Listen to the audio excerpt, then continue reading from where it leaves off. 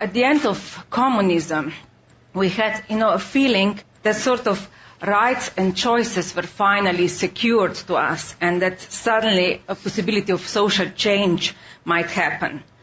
But today, there is less and less of a feeling that choice is actually related to social change. There has been a lot of current debates in the domain of psychology, behavioral economics, and so on, why we feel so overwhelmed in front of choices. And every one of you probably has had the same experience of going into a supermarket and just being, horrified by the choices. So psychologists, of course, have seen that overwhelming choice creates the feeling of anxiety in regard to what do I really want.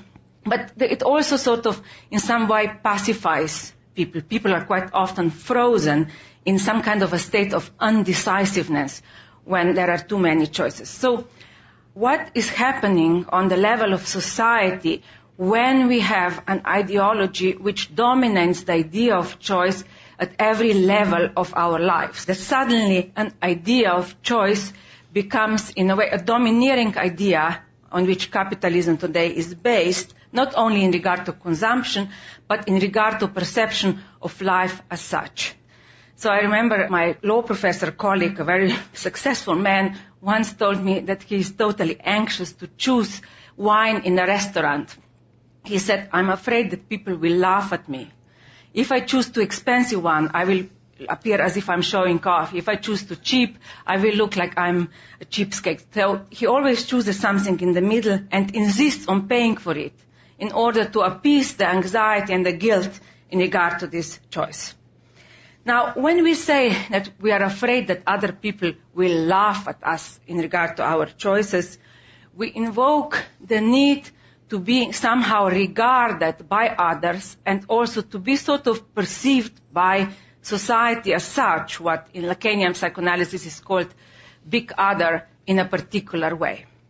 So choices are anxiety-provoking for a couple of reasons. First, we never make simply an individual choice. It's not simply us as individuals outside of society making choices, but quite often we choose what other people are choosing, or we are obsessed with how will others regard us in regard to our choice.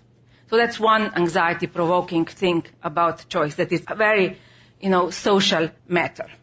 Now, the second anxiety-provoking thing about choices today is that we try to make an ideal choice, which is why people are constantly, for example, switching telephone providers or, going from one partner to another and always feel dissatisfied.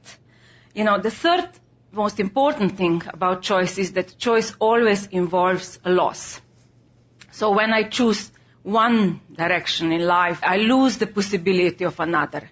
And dealing with loss is something that is highly anxiety-provoking today. And of course, at the end, the loss, which we all have to face where there is no choice, is death. But even with that, we try to sort of mastermind it, prolong it, try ways to control death, and so on. There is also a very important another layer of anxiety which operates in the way choice is presented in society. And here I touch the issue of ideology.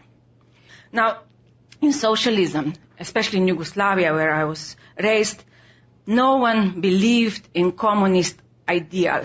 Even party apparatchiks never read Marx or Lenin. It was actually quite dangerous to read them. So the belief in ideology of communism was something people innerly didn't internalize. But then nonetheless a certain logic of belief functioned.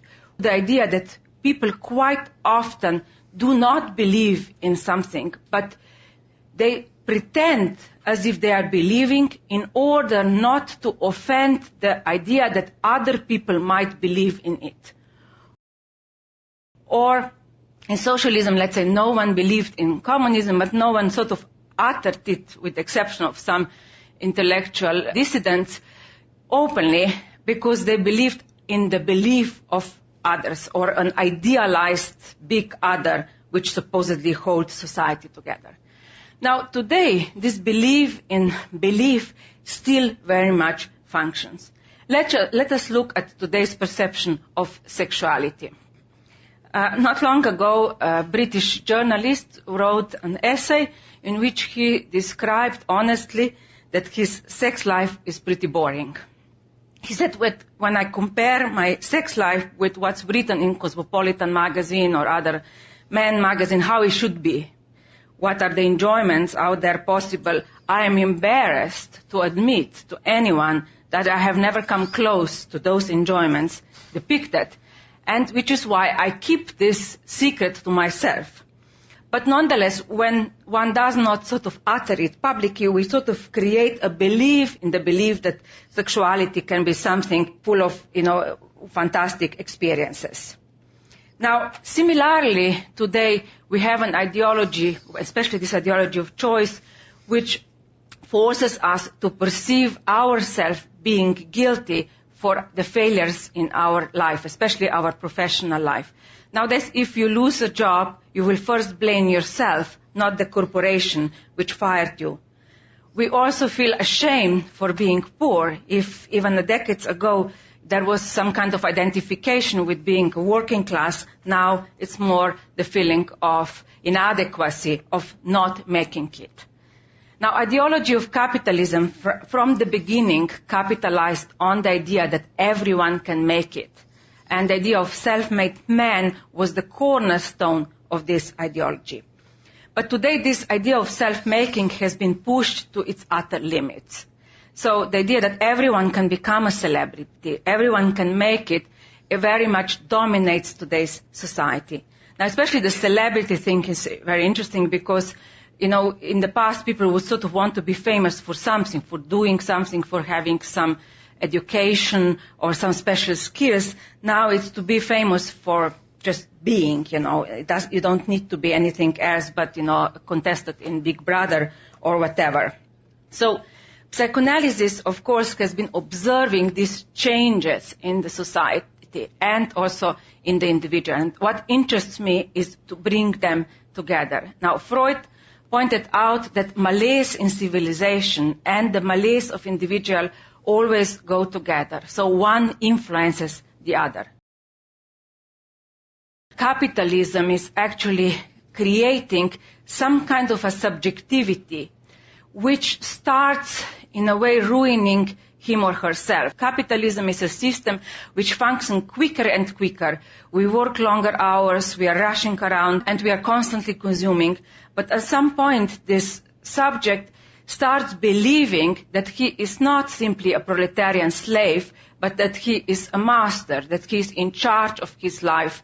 And that's a very important ideological turn, which sort of allows, the system to go on and creates more and more, let's say, kind of a submission on the side of people. The belief that you are actually in charge, although you aren't, it's a very important belief. Also that more and more this overworked subject starts not only consuming constantly around him, but also consuming him or herself. Which is why bulimia, anorexia, workaholism, various addictions become so prevalent in today's society. So the turn sort of to oneself, the self-criticism, feeling guilty for one's failure, anxiety over choices, and various new symptoms were, guiding me in looking at why ideology of choice is actually not so optimistic ideology and why it actually prevents social change. Now, the political problem, why there is such a lack of social changes happening today. Some sociologists who have looked at this matter realize that sometimes this fear is related again with loss.